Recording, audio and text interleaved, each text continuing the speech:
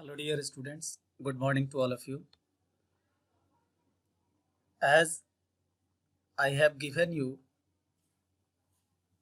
some questions for the purpose of getting the information whether you have studied the contents of partnership deed or not, or the rules applicable in the absence of partnership deed or not. And I found so many of you did not observe the partnership deed or agreement and the rules applicable in the absence of partnership deed, Partnership Act 1932. So today I will explain those questions which I had given in the previous class, that is on Saturday, for your practice, so that you can be aware regarding the norms of the partnership deed or rules applicable in the absence of partnership deed, because until or unless we don't know the rules applicable in the absence of partnership deed, then it will be quite impossible to make the accounting treatment perfectly. So for making accounting treatment perfectly, it is mandatory to maintain books of accounts as per the requirement, as per the deed. And if deed is not there, we have to follow simply Indian Partnership Act 1932. So these questions are basically a value-based questions or identical questions. So in first illustration here you can see that Alka, Barkha and Charu are partners having no partnership agreement, and they contributed rupees 2 lakh, 3 lakh and 1 lakh respectively. Since as we know that if deed is not there, then we have to follow the norms of Indian Partnership Act 1932, and it clearly states that that the profit will be divisible among the partners in equal proportion, not in capital ratio or not in other ratio, but it can be in capital ratio or in other ratio. If dispute arise and anyone proposes the rate of or the ratio of the distribution of the profit and other partner agree on the same term. But here the matter is different, that Alka and Barkha desire that the profit should be divisible in capital contribution, whereas Charu does not agree. Since all the partners are not agreeing on the same term regarding the distribution of profit in capital ratio, that's why the profit will be divisible equally. Next is the partnership deed. In this question, partnership deed is silent regarding the payment of the salary. Anita, a partner, claimed that since she managed the business, she would get monthly salary of rupees 10,000. Now, question is she entitled for salary? No. Either the partner is active partner or a sleeping partner. It is clearly stated in partnership deed that no one partner is entitled to get either salary and commission or any kind of benefit, whether they are joining the firm's activity daily or not, whether they are active partner or sleeping partner. They will be allowed only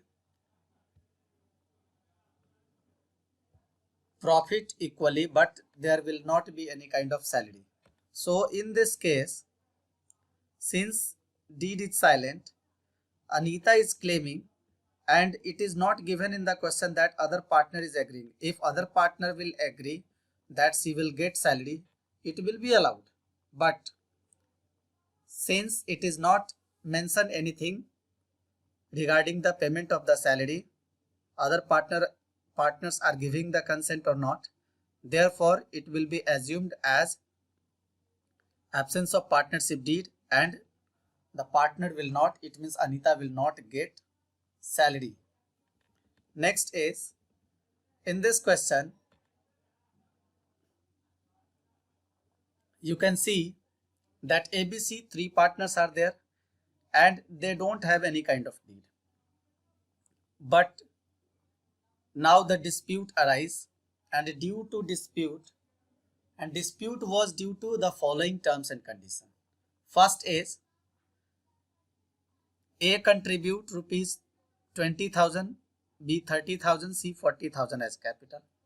Now A wants that he should be given salary rupees 1,000 per month, while B wants to get commission at the rate of 5% on sales made by him.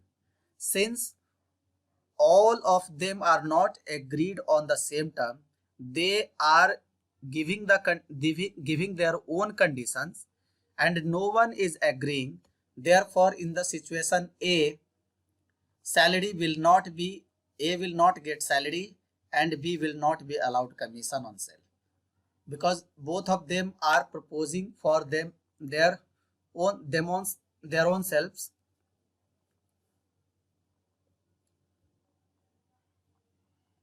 Now in condition B, C advanced a loan of rupees 50,000 to the firm and he wants that he should be given interest on loan at the rate of 12% per annum. C is proposing for getting the interest at the rate of 12% per annum because it is the existing rate of market. But as we know that Partnership Act never mention the existing rate of the interest on loan. So in this case, C will be allowed only interest on loan at the rate of 6% per annum and there will not be any kind of other benefits. Next is in C, they want to get interest on their capital at the rate of 6% per annum and desire to divide the profits of the firm in capital ratio. They want. Here in this question it is clearly mentioned. They want, it means A, B and C.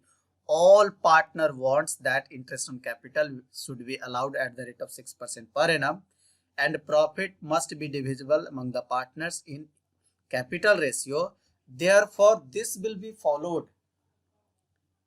So, interest on capital will be given at the rate of 6% because all of them are agreed in the same sense and the profit will be divisible among the partners in capital ratio.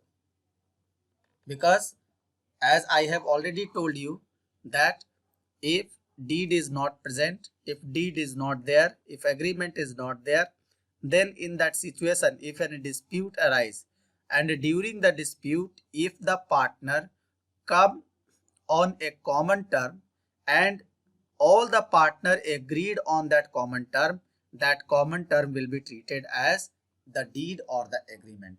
So here in this C, situation C or case C, since they all are agreed regarding the interest on capital at the rate of 6%, because here it is written they want.